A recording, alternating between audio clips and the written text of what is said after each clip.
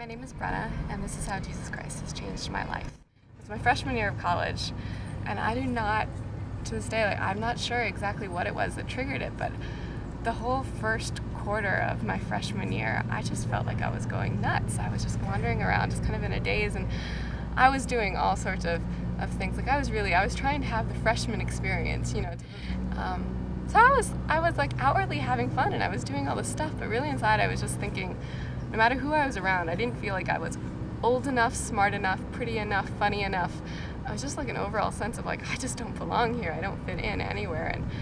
And really it was getting really bad. So over Christmas break that year, I was sitting by myself and I was kind of journaling because I was just like, I really feel like I'm losing it somehow and I don't even know what's wrong with me. And I was journaling and I was trying to sort of figure out what was going on with me. And I had this weird sort of like random thought pop into my head, which it was unexpected to me, but I guess I really haven't even segued into it very well, but I just kind of wondered whether or not I might have an eating disorder. And it was something that I was just like, oh, that couldn't be, because I'm really feminist. Like, I'm really feminist, and having an eating disorder is not a feminist thing to do. It's also not logical, and I'm very logical. But I was sitting there, and like once the thought was there, I was like looking at what I was doing, you know, just sort of like my behaviors and what a lot of times I was sort of like thinking about and focusing about, you know, how much time I really spent thinking about what I just had for lunch, and just like where really, it was just kind of sitting there. I realized like I really do have this problem. I'm not supposed to have this problem. I'm in control of things. This was something that really it just seemed like it was taking over my life, you know, that I was stressed about a lot of things, but all I could really think about was, I don't know, the size of my thighs.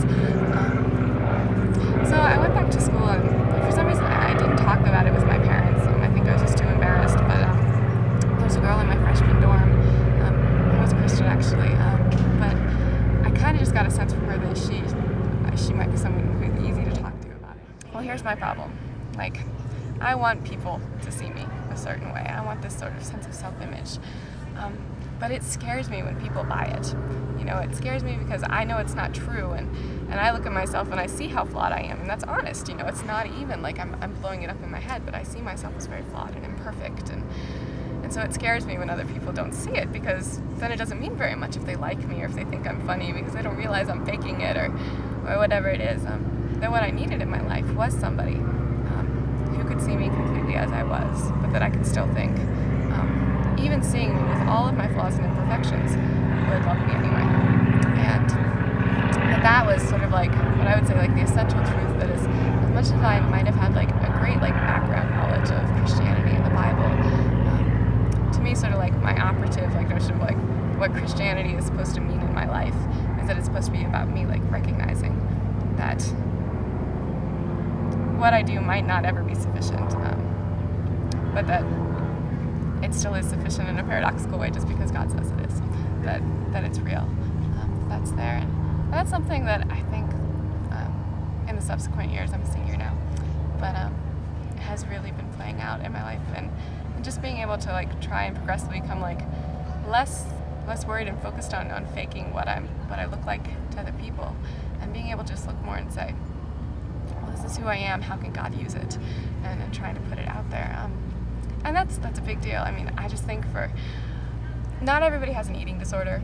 Not everybody, you know, has that problem, but almost all of us have that sense of sort of like identity crisis, like what makes us significant? Why would people like us? And all of us know we fake to some degree.